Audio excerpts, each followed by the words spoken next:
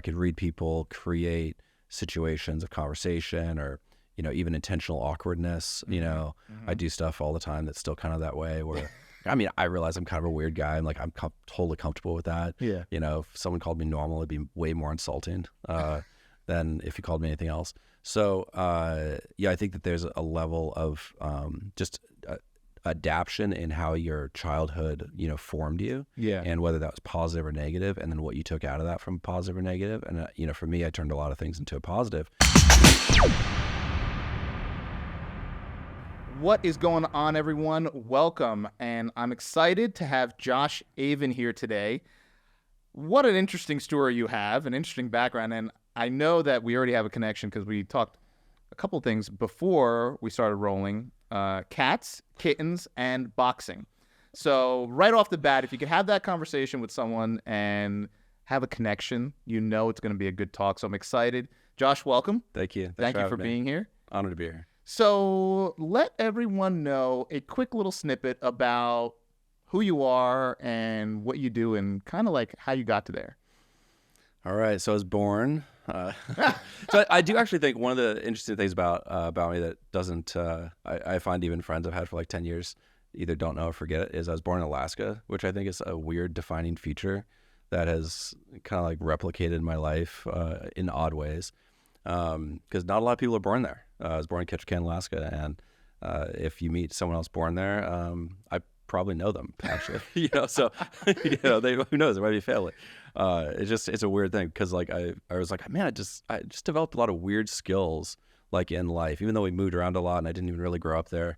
I was like, I think that interest level of being from there continued to. It's like I have odd outdoor skills that I shouldn't have for someone who just loves living in the city. How old were you when you left Alaska? Just before 2. So I really don't have a lot of experience like being there, but I don't know, just developed a lot of weird things. Like our mutual friend, Dan, I was out hanging out at his ranch. We were walking around, and he has this axe throwing like course, and and I'm not good at knife throwing, and so we tried throwing a few knives. It doesn't go well, and he goes, "Oh, hey, can you throw an axe?" I was like, "Yeah, I can throw an axe." And so he showed me how he throws it.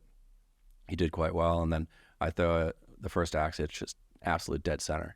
And he goes, "You should never throw an axe again after that. That should just be it." Yeah. I was like, well, I mean, I have thrown axes before. Yeah. So let me say, do your parents tell you of things you did as a little one up until 2 years old that were you outdoors a lot? Were you? Yeah, but I think even until really moving to LA at 16, I was always just pretty outdoorsy because I lived in Virginia and Colorado and other places where we were just outside doing stuff. So I learned how to rock climb and ski and whitewater raft and start a fire, eat from just foraging and stuff like that. That's wild. So did you ever do anything like the Boy Scouts or anything like No, it was just part of your life, just doing outdoor stuff. Yeah. So what's a skill that you think that you have that most people should have when it comes to like outdoor stuff like that? So I mean, I definitely think just talking about even fighting, a great sense of balance. So people, and I mean actual physical balance, not just like balanced life, metaphysical, I mean actual physical balance. So a lot of people, when they go hiking outdoors, like going around, a lot of accidents happen because people fall. They slip, they step wrong, they're not paying attention to things. But a lot of it has to do with just your physical balance and your ability to right yourself if something's going wrong. Yeah. That alone, I mean, just walk on a balance beam or like work on your, yoga skills or your core muscles to make sure that you actually have the ability to really keep a true center. It's remarkable because then if you're doing, rock climbing or you're whitewater rafting, kayaking, swimming, surfing, any of those sports, having that balance is, the key to everything. That's so cool. Have you ever done that slackline thing? Mm-hmm. Have you ever tried that? I've tried it. I'm not good at it. Yeah. So that one, I feel like I would need to work out more. Yeah. I tried it once. It didn't work out well. Yes. But I was intrigued by the people and some of the people I saw doing it. If you looked at them, you're like, this person is never going to be able to make it across that because just by their appearance. Yeah. Yet they were, and it was incredible. I think you're right in that a lot of people today, they're not paying attention for a lot of different reasons. They're distracted with their cell phones and things like that. But they're also not paying attention to their bodies. And I see that from the people I talk to from like a fitness standpoint, and they're just automatically in a state where they're like, I can never do that. And I'm like, well, your body has to be like, we, I guess, come from an ancestry of like, being warriors and, being efficient with our bodies. Like I think of Tarzan as a little kid, and I'm like, yeah, like everyone should be able to do that, right? Yeah. And so when you talk about your body, I like that you pick a fictional character that swings from vines. Everyone should be able to do that. Tree to tree. I don't know if I could do that. But like I look at that, I'm like, yeah, like we getting back to. I mean, I don't know. Of course, you had this, but when I was a kid, there was this thing in school. I don't even know what grade it was. It's called like the Presidential Physical Fitness Test, right? And you had to like go through all these things. Yeah, of course. And I don't even know if they still have that. I don't know either. I don't think it's still. I don't think it exists. And I was like, well, it was a great thing, like as little kids, and obviously it's different today. You go to playgrounds and most of them are empty. Back in the day, we were on the jungle gym. We were doing pull-ups. We were climbing across the things, and we were doing all the stuff. So you're right. Like just from a physical fitness standpoint, but balance, that alone, I see doing jujitsu that my footwork and balance has increased, and I thought it was pretty good, but now I realize it's so much better. And like you said, you trip, you catch yourself a little bit differently than, or if you fall, you can now just naturally roll and not just hit the ground and break something. Exactly. And it's hard to say that it's a skill that everyone should have, just like have balance, know how to take a fall and all these things, but most people don't. And but it's one area of fitness I think everyone, and I'm not the epitome of fitness by any means. I mean, I realize that I have a dad bod. I like to call it a father figure, but I do have 3 kids, so it's okay. Oh, there you go. So you can say it. It's my excuse. There you go. So now, so you transitioned out of Alaska after 2. Yeah. So where are some of the places you landed? Yeah, so we moved 14 times before 16. So I lived Alaska, Missouri, a little bit around there, and then mostly around the D.C. area. So Southern Virginia, Southern Maryland, Northern Virginia, and then a little bit in Baton Rouge, Louisiana, and then back to the D.C. Area, and then over to Colorado, a few places, and then California. Came out for college and never looked back. That's it. Yeah. So you've been out in Cali for how long? Let's see, I moved out in 98. 98. So yeah. Okay. Yep. So Don't do the math on that. Talk about a little bit of how you kind of got into, was it post-school that you got into business? Yeah, so I always wanted to do, or I always wanted to get into business. My family is highly educated, but mostly in theology.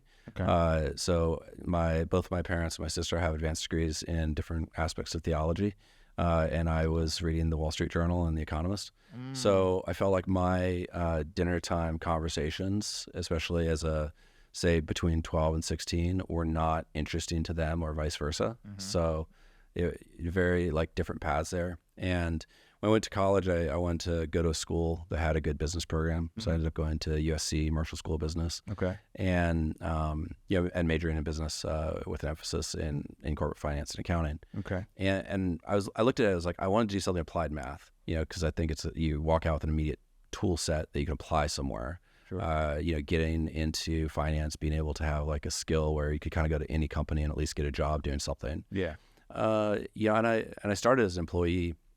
And then, worked my way up a bit for a few years before branching off. I think I was 27 when I started my first business. Okay, and what was that? So it was investment advisory with clients, basically mid-market, and then it got into family office advisory, where through good fortune, good blessings, I got introduced to some people in family offices that had massive amounts of money, and I had a skill set that was useful to help advise them, especially on commercial real estate. And how to place money and introduce deals. So I was able to introduce deal flows and manage money and hire a team that was better than me in actually doing the work. But I was good at finding the deal flow and good at being that attracted center of getting each side of the deal, both the money and the deal, and then figuring out how to matchmake the two in between. So essentially meeting with people who were, let's say, had a significant net worth, and guiding them onto where to put their money, because maybe they didn't have that knowledge or that Yeah, background. or access. I mean, a lot of times they have the knowledge, and they can obviously always hire to pay for it because they have the money for it. Yeah. But some of the deals I was able to do really just had to do with being in the right place at the right time. But you have to know the deal, and you have to be able to analyze that well. But a lot of people can do that. I think what I brought that was a little different to the table is I could read people really well, and I could figure out what kind of deal were they really looking for. So I had it in my head, the different family offices that I would help, give deals to. And I knew what they were looking for. Like, what is their risk mitigation at that time? What's their, investment objective? What's their time horizons? And knowing kind of their sectors and what they're comfortable with, uncomfortable with, what kind of people that if they met, they just might instantly dislike, even if the deal was good. I know this deal's not going to happen because they're just, something's going to clash here, right? Yeah. And I developed a really good reputation where, all the deals we did went through. If we said a deal was going to get funded, they all got funded. Some deals were quite large. We did, I think one of the more interesting ones, and I really middleman the deal, right? So I didn't, have a huge piece of it, but I don't think it would have happened without me by any means, which is the Lifetime Fitness out in Summerlin. Okay. When that box went up, and it was like 51 million or something. And, we were able to put that deal together really quickly before it hit market to get the buyers a great price on it, to get it sold, really effectively, and take a spread on the deal, where we got consulting fees on very large consulting fees, for helping construct the deal and matchmaking it. Wow. I've been there. Yeah. It's a beautiful place. Yeah. Yeah. It's a beautiful place. Yeah. Had nothing to do with building it, just the real estate. Just the real estate, side which is the most important part because of the location. Exactly. And the thing is like, it's, being able to underwrite that and look at it, constructively and again, knowing where, because I brought the people who ended up buying it. I was like, okay, I see how this would work. I think they're the ones. I just know where they're at right now in their portfolio. Let's put this out to them and see if they can do it. No kidding. Yep. So you mentioned something about reading people, and my background prior to going into my career of law enforcement, I couldn't read people at all.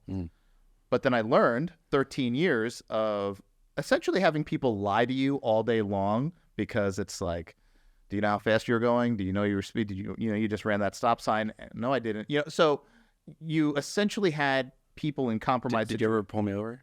I don't know. Did I give you? Maybe no, I don't know. I don't mean. Odds are you didn't give me a ticket. So I didn't. You know what? The perception, funny enough, that most people think when they see a car pulled over on the side of the road is that person's getting a ticket, but most of the time they're probably not getting a ticket. Oh yeah. Yeah. I've been pulled over countless times. Yeah, and I'm proud to admit it. Slightly ashamed and proud to admit. I think I have like 4 or 5 speeding tickets, but now when you get pulled over and you're speeding, yeah. Do you pretend that you weren't speeding, or do you just 100% honest? So my role's always been, even when I was young, I figured out that I had like this charm where I could kind of convince people of things. So I always had a rule: you can't lie about anything. Everything you say has to be true. Yeah. Doesn't mean you have to tell everyone everything, but everything has to be true. So first time I ever got pulled over is actually for running a stop sign. I'm in college. I was leaving a friend's apartment. It's like, I don't know, 2, 3 in the morning. I hadn't been drinking, no drugs. I didn't drink anyway back then. So it's 100% sober. It's just, there's kind of a tree that grew over the stop sign. I didn't see it. Yeah. And I saw the cop actually coming down, and we had a 4-way stop. I see him coming down. And I see he has a stop sign. I see the line on the ground that says stop, right? So I know he's going to stop. So I go and I make a left turn in front of him. Then he does, U-turn and comes behind me and pulls me over and goes, hey, did you see the stop sign? I was like, no, I saw you at a stop sign. And I saw you were stopping. I was like, but I don't think I had a stop sign. And I really didn't. Oh, wow. And I was being honest. I didn't think I had a stop sign. I would have stopped. I saw a car. Yeah, stop. Sure. So it's very first time being pulled over, I'm nervous. My hands definitely shaking a little bit. I realized it. I kind of memorized the pattern, if you will. And so he runs my license or whatever and goes, okay, I'm gonna let you off the warning. Make sure you drive safe and all that, right? The worst time I got pulled over was, I don't know, am I allowed to say this? I guess. Yeah, statute of limitations up. Okay. Thanks, law enforcement. Yeah. I got pulled over, let's just say going an excessively fast rate on the freeway. Yeah. Here in LA. Okay. Also probably 2, 3 o'clock at night because fairly empty freeway. And let's just give a rate. Let's say it was between like 120, 150. I don't know. Okay, somewhere in that And by the way, range. I don't know how fast it was. Okay. And honestly, I really don't. Because when the cop tagged me, I don't know how fast it was. It was in a range. So That's not slow. So the cop pulls me over, and he had been getting onto the freeway, and me and I don't know. Let's say that there was one other car going about the same speed for some reason. Not sure why. Yeah. But the two of us were going about the same speed for some reason. Yeah. And when he pulled on the freeway, you get what I'm saying, right? Okay. But when he pulled on the freeway, he said he was going about 75, and we flew by him like he was staying still. So he pulls me over, and he goes, "Do you know how fast you're going?" I was like, "Well, I don't know exactly how fast I was going," which was true, 100% true. Yeah. And he goes, tells me I pulled on the freeway and you flew by me. I was like, okay. He goes, do you have any tickets on your record? I was like, no, I don't.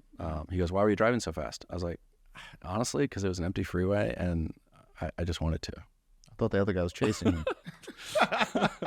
No.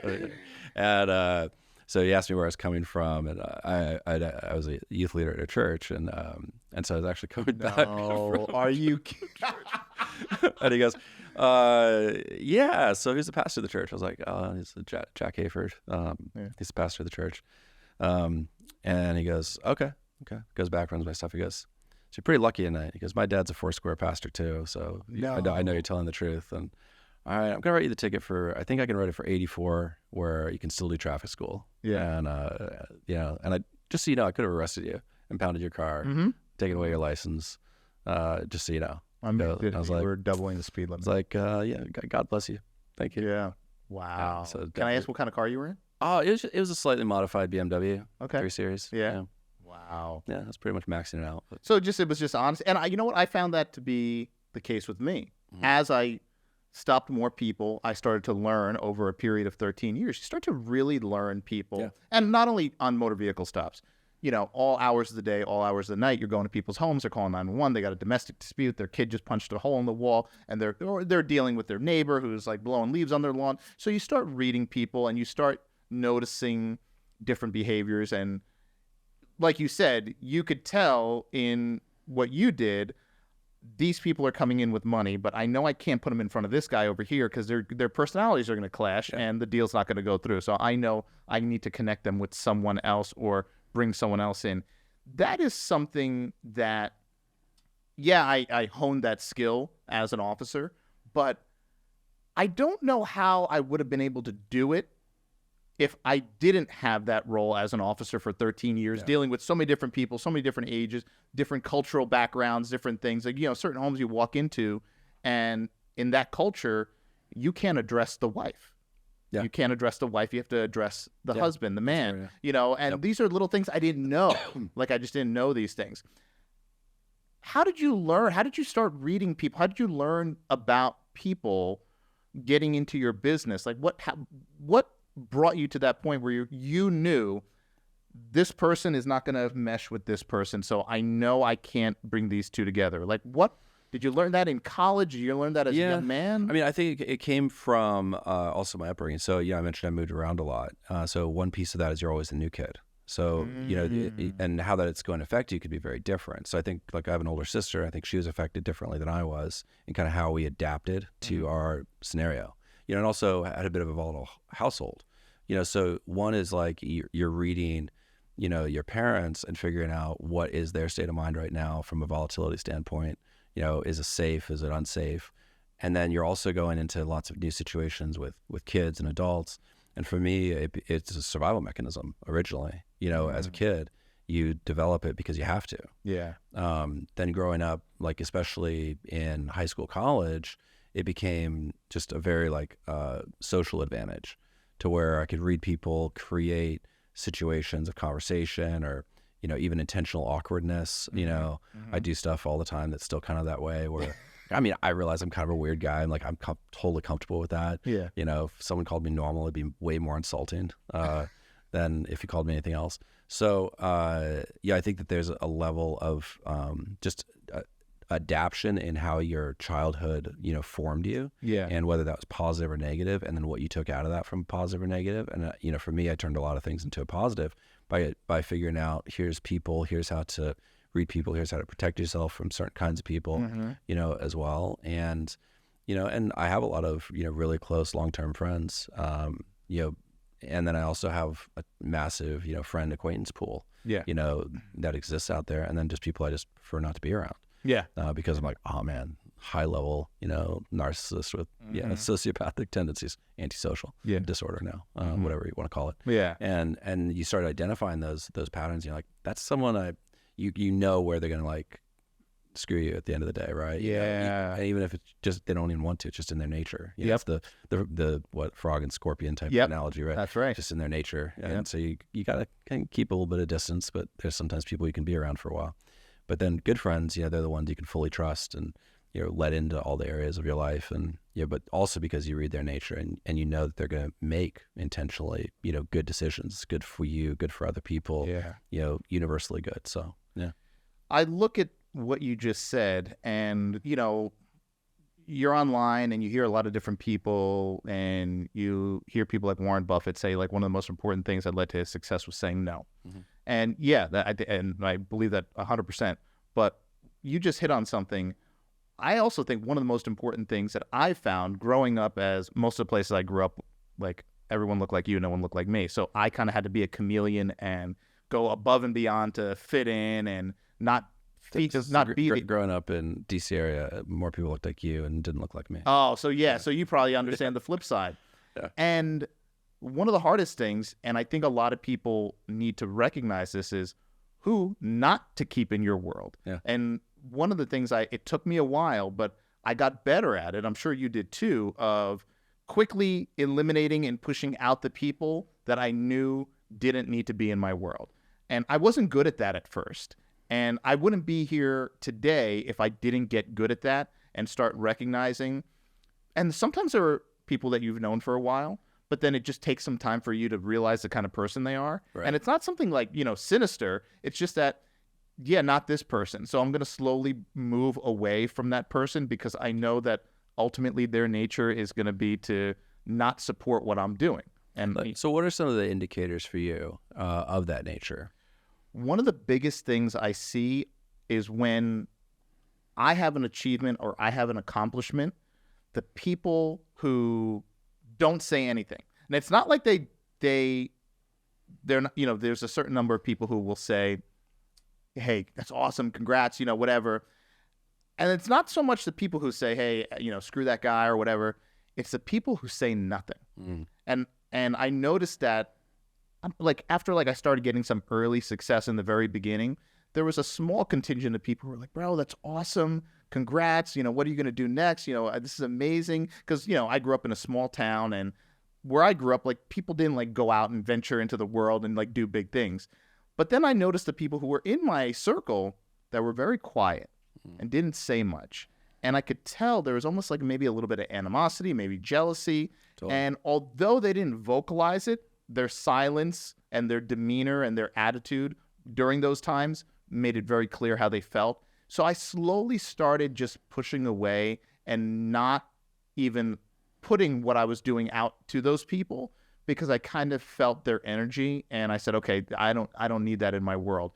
Everyone that's going to be in my circle and my network, I'm going to cheerlead for them, and they're going to cheerlead for me, and they're going to push up and push me forward. Yep. And if you're not doing that, and that was really hard, because there were some people who I'd known for a long time, but then I started noticing how they were. And then, of course, you always meet the people who you hear through back channels that they're like, oh, yeah, that's not going to work out for him. Yeah, he's going to fail at that. And I would hear people say that about things that I was doing, and I would be like, wow, I know that guy. I celebrated him when he was That's right. hustling and whatever. I can't believe he said that about me, that I'm not going to make it, or So I was like, wow, but then that's the nature of certain people, like you said. Totally. So I didn't let it. At first it brings you down. You're kind of bummed out. You're like, oh man.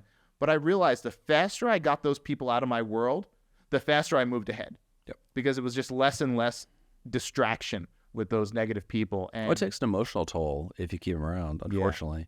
Yeah, because I don't, relationally, I never like getting rid of people, right, in my life. So, but there is putting distance, yes. Because there's an emotional toll. Like if you keep people who are, especially jealousy, right? It's a huge one, because a lot of times they're looking at you, and especially if you came up together and then you've had a lot more success than they've experienced so far. There's a natural kind of jealousy for some people that come from that. And because there's pretty much two reactions if you're close to that person. They're jealous of you, or they're going to celebrate you, right? Yeah. And so, I think you have the same mindset where, I have a lot of successful friends, far more successful than me in many cases. Yeah. I celebrate them. That's amazing. Like, I'm not jealous at all. Yeah. We have our own paths and we're friends. Why wouldn't I celebrate that they just had some big win, sold a company, made a great investment, did this great thing? It's amazing, and if anything, it might push me harder because I'm like, dude, I don't want to like fall out of that peer group in a way, right? Mm-hmm. Does that make sense? But, but I'm not jealous at all of it, and yeah, it's amazing. Yeah. I learned from that. When that happens, I feel that's an opportunity, especially when someone does something like far greater than like what we're like you said, like the little network has. Mm-hmm. There's like always once in a while, one guy in the group, like there's a big deal or, jumps out of a certain situation, gets a big payout. I'm like, oh yeah. Like we're having lunch, we're having dinner. I'm buying you a drink. We're going out. I want to know. Tell me about like the deal. Tell me about how it worked and whatever, because it shows that, you're a supporter of that person. Yeah. You're celebrating that person. But part of it is I want to absorb some of that. I want to know, Absolutely. because I'm not going to lie. I want to be the next one in the group that gets to that level. Like a buddy of mine, for marketing agencies, which is my main, operating company is my marketing agency. And he sold his company back. I think it was end of 2019. Mm-hmm. And, when he sold, we were pretty similar size. He had a lot more employees, but top line revenue was pretty similar. He was a touch bigger. Sold for a great number based on his multiple. Even though I've continued to grow and expand, business since then, there's no way I could get that number today because he sold at a time when the market was perfectly primed. And he'd started his company a few years earlier, so he was a little bit better set up to sell from just, having everything just in line and in order and having an executive team as well that was ready to take over. And he had a 2-year earnout, which he also did phenomenally on. I can look at that and I'm not all jealous. I was like, man, I need to learn to see those spots in the market where, and I'm kind of, I don't think I would have sold no matter what. It was just not the right time in the business for me to do it. I wasn't like done with it. I couldn't even look at a TRX. It would have been tough, but now fast forward 4 years, I know that if I tried to put my business up for the market today, even though strong numbers, strong team, more seasoned, leadership and stuff, I could not get that number today at all. No kidding. Yeah, just because the market's changed, private equity markets. So now, are you able to now keep a finger on the pulse of the market and determine when that time will be? Yeah. So that's, I think, part of it now. Even though I'm not looking to sell, which is the right time to start looking to sell, right? right, because you don't need to sell, right? So if you're profitable, things are cash flowing, you don't need to sell. But that's 100% the time to look, right? Yeah. And I've been given the advice before is like, even if, and I don't really use debt in a lot of things. So it's like I'm the least experienced in debt. But someone told me, hey, if you ever need to get like debt or lines of credit, get it when you don't need it, because when you need it, it's hard to get. Yeah. When you don't need it, really easy to get. Same kind of philosophy. If you're looking to sell your business, keep an eye on the market like constantly when you don't want to sell, because then you might have these outsized opportunities that come along, like my buddy when he sold. And yeah, I mean, you can get those outsized, opportunities that are maybe probably 2 to 4x what they'd be today. Yeah. In reality. Yeah. So tell me a little bit about how you kind of transition from, let me say, the financial world to marketing. At what point did that happen? Probably around 20, I do it by my daughter's ages, 2014, 2015. Yeah. So things were going pretty well. And I'd actually, that Lifetime Fitness deal was actually a little bit crucial in part of this decision matrix, by the way, because I had the opportunity to invest in a direct-to-consumer apparel company. Okay. And I'd invested in it. There were a lot of problems with the business. Great team, great company, but very inexperienced operators. And they'd fallen behind in their charity obligations along with other debts. So they were raising money for charity, and they're raising X amount of money, and then they'd paid roughly half to charity that they had actually raised. Wow. And they were fully intended to try to pay it, but they were expanding operations too. They were overbloated on their employees.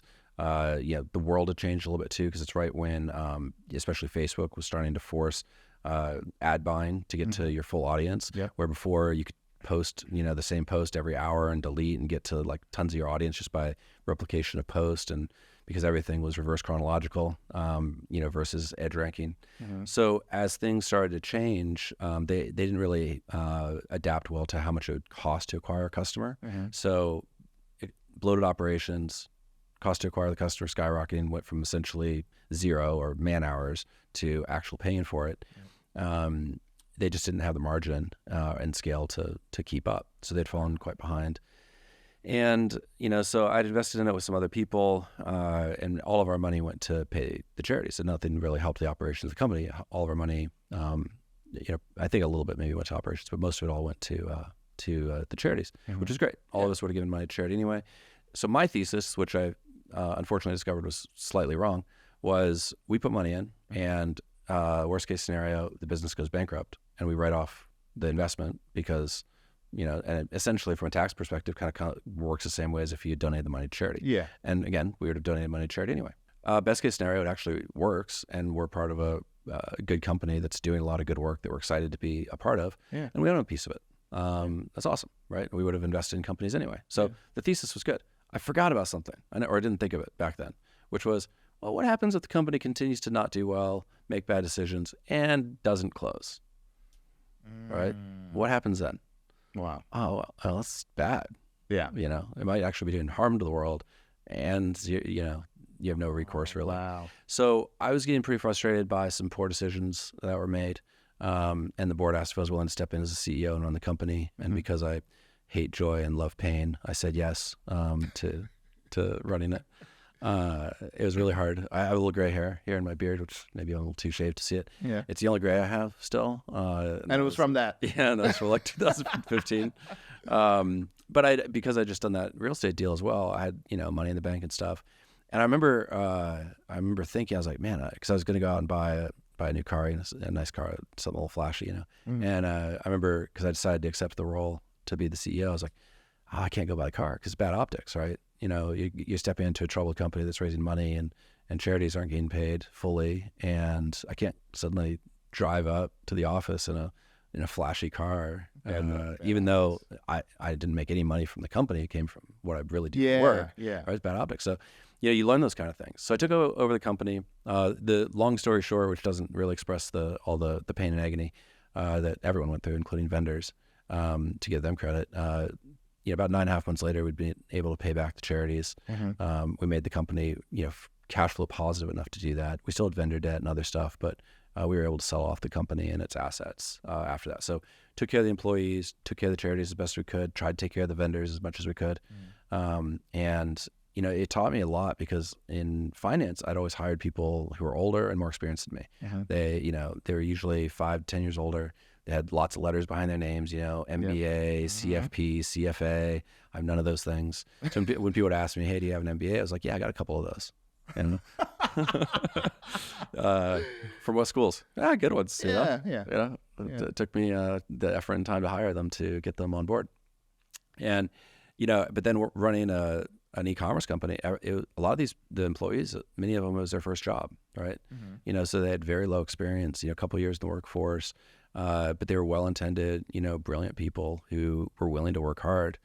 And, I brought in some people I'd hired before in other companies and brought them in, and they helped. But yeah, it was rough, but I loved the experience of it. And I learned that digital marketing and finance are very similar, meaning you're trying to drive ROI, return on investment. So if I deploy $1 in, back then in my own company, I needed that to give me a return that was profitable and gave me lots of free cash flow, because I needed to make payroll, I needed to pay rent, I needed to pay the charities, I needed to make sure I had a future. And we turned it from having about like a 2.6 return on ad spend, kind of think about that as an ROI number, to getting, upwards of a 9-to-1, return on ad spend, and a scalable 6-to-1 return on ad spend. But we didn't have cash to scale it either, because we were constantly having to pay back past bills, which is why we had to ultimately sell, because I was like, I can pull this thing out. But then I couldn't get the cash, and other people owned more of the company than I did. So I was like, you guys have to come along. Can't just be me just powering this through. So that's ultimately why the company was sold. But I liked it enough. So kind of after, maybe a period of depression or so, after the company, because again, there's a lot more to the story than I'm able to summarize, and even like probably an hour conversation, and we definitely need like a good beer here to do it. So I'm telling you the shortened version. After that, I just needed some time, and I was mentoring this kid out of Minnesota that also had a social good apparel brand, and he asked me to come in and help him run the company. I did that for 6 months, part-time, flying into Minnesota every 2 weeks for a few days. And we got the company, they'd done 5 million the year before, 600,000 when I first met him to start mentoring him, 5 million the year before. Then I stepped in and we did 21 million in the 6 months that I was helping run it with him. Wow. And I thought they were on a really good path to then hit like 30 to 35 million, to get past 40, 45 million. The company never quite hit those numbers. It did get up into the kind of that first next level, but I knew I couldn't like keep doing this part time, because I was like, I'm going to start being a problem to that business. I'm going to be dive bombing the hallway conversations, right? Because when you have a team and staff and everyone's working together, and then you have this guy coming in from California for 3 or 4 days every 2 weeks, and you start dive bombing. So you can do that when it's small, because you're giving that the acceleration to the company that's needed. The structure, acceleration, problem solving, problem identification. Because some of the things, like, trust me, if you talk to the 2 main founders today, I don't think that they realize that in the first week I solved a problem for them that could have just absolutely crushed their business. What was it? Well, it was a data problem. So they were having a fulfillment issue where they had a package. So basically, the way that data packages were sent to their fulfillment house, and it was losing data every 15 minutes. It was losing about I forget if it was about like 30 seconds of data. So it's about 2 minutes of data was lost every 60 minutes.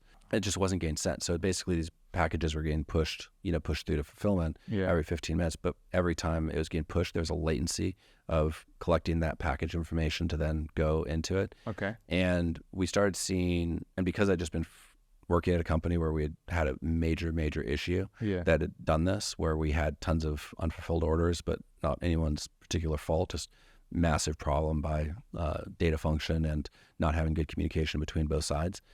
I looked at this and I was like, hey, I'm starting to see that you have people saying that they're not receiving their packages, and statistically there's no way that's just UPS or something. Delivery, like losing the which does happen, but very small incident rate. Right. So I was going, this is now becoming statistically significant, where we're seeing hundreds of incidents, and which is not major at this point. It's very fixable, but I just dealt with something that was like 34,000 issues. So the pain of that, dealing with 34,000, influenced how deeply and so me and one of the founders just worked in the office, pretty much all night, one night, and figured out the problem. And then we were able to see that it was because of this data set. So we kicked out this middle software, brought in the old FTP protocols, I renewed it to where everything was fixed, and then obviously sent the packages to everyone or refunded them.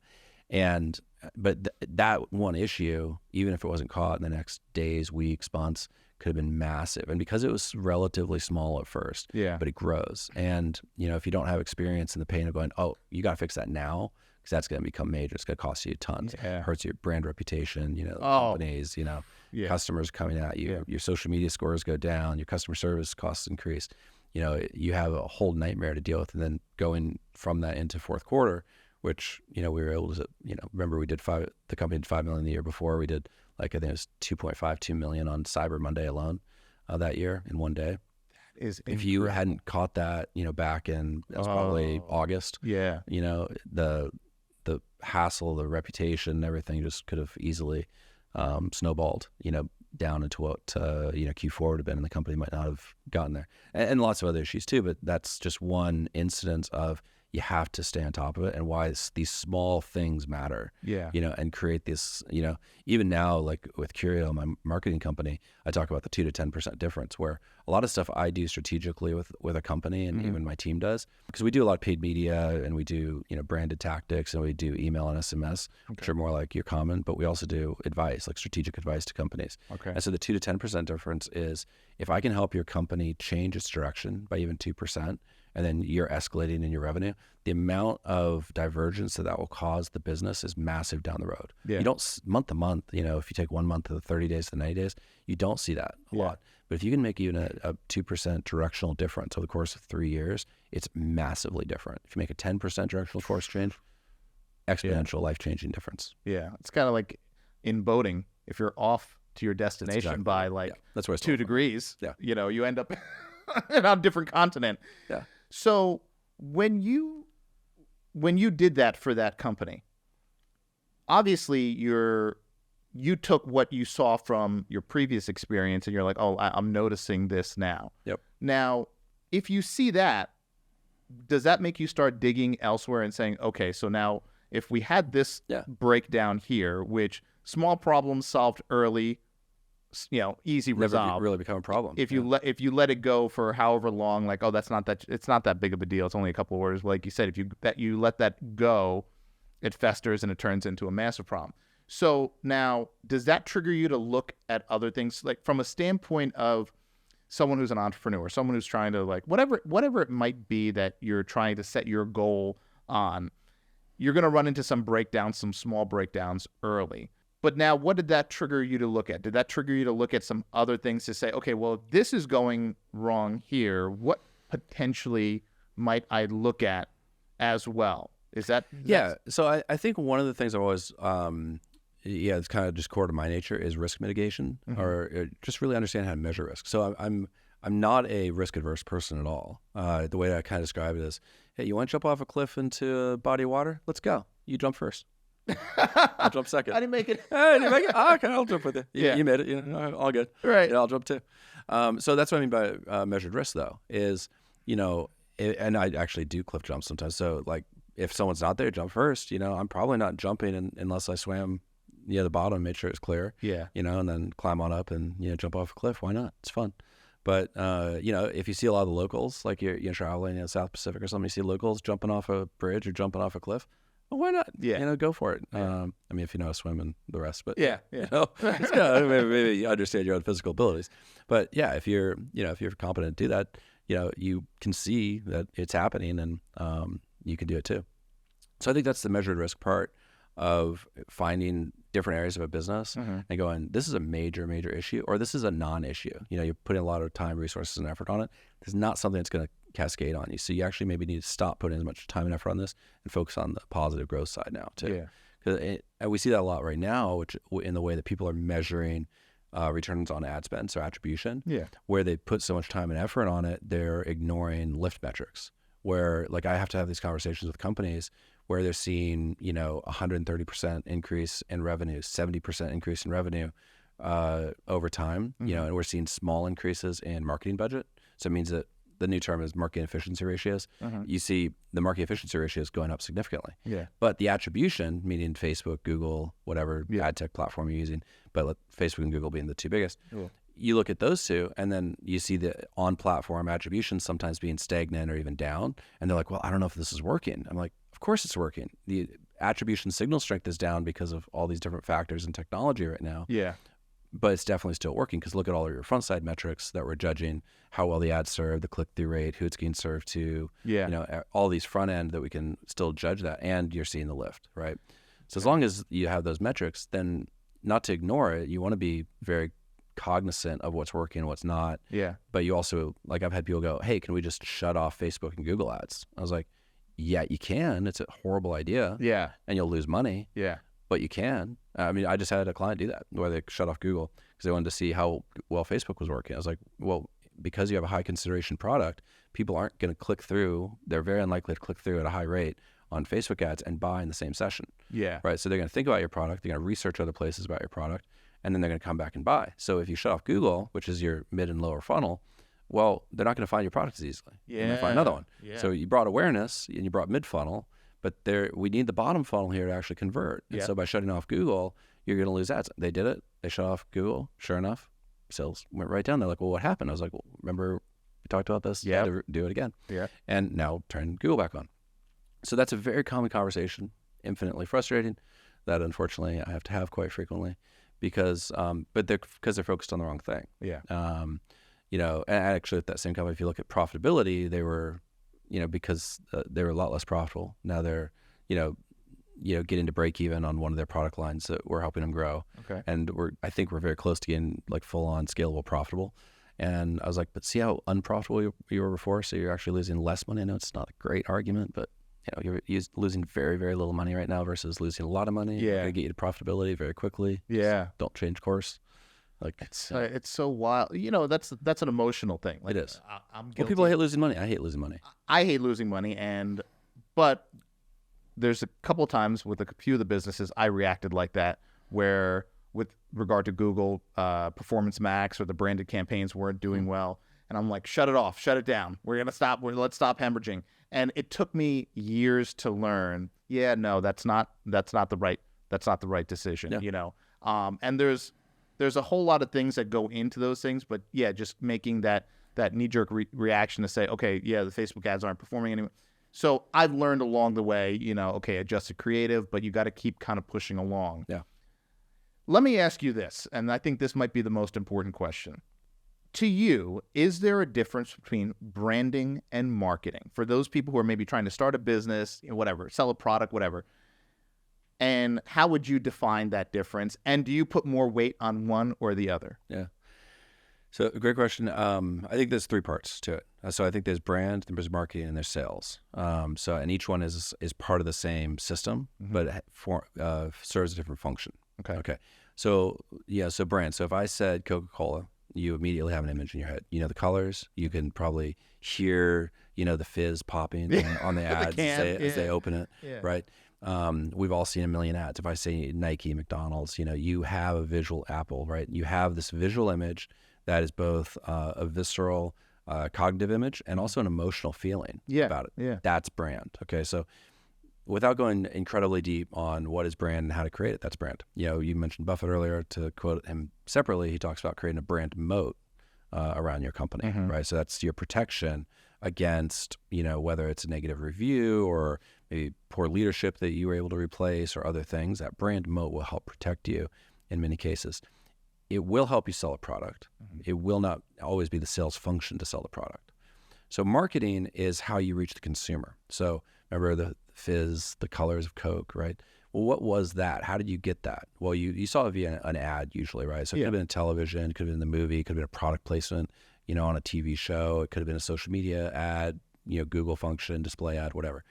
That's marketing. So marketing is the system that you're deploying creative, hopefully a high branded creative, in a way that makes people want to desire your product. So you need to create curiosity. So Curio, my company, means object of curiosity. Okay. So our goal is to drive people to become curious about products.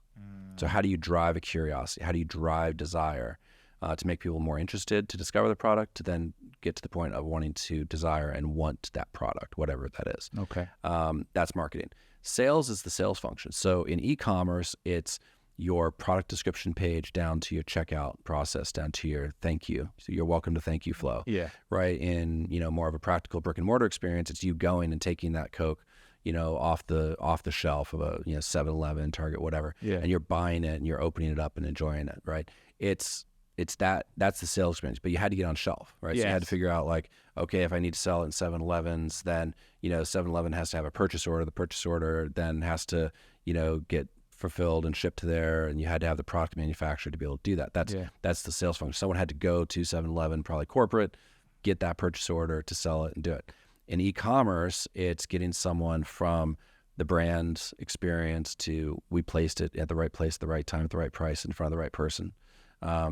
And then they got that and came onto your site, your website, experienced the product description page, went through the discovery journey. They said, okay, I like this and I'm interested in this. They add to cart, they check out, it's seamless. You know, you didn't get in the way of them checking out by asking too many questions or making it challenging or difficult on them. Yeah. And then when they get the product, hopefully it surprises and delights them, you know, where they're impressed by this and that's amazing for them and they want to tell their friends about it. And that cycles back into brand, because as soon as you gave them a great experience with a product, and they tell people about it or they repurchase, now that goes back into brand, which then restarts that funnel from marketing to sales. And you want to ruin them. You want to get to the point where they're like, "This is the best. I'm never going to go back to that other thing again." Yeah, like Carson and Ellie, we were just talking about, their clothing brand, which they don't own it, but the one they like wearing, Aloe Yoga.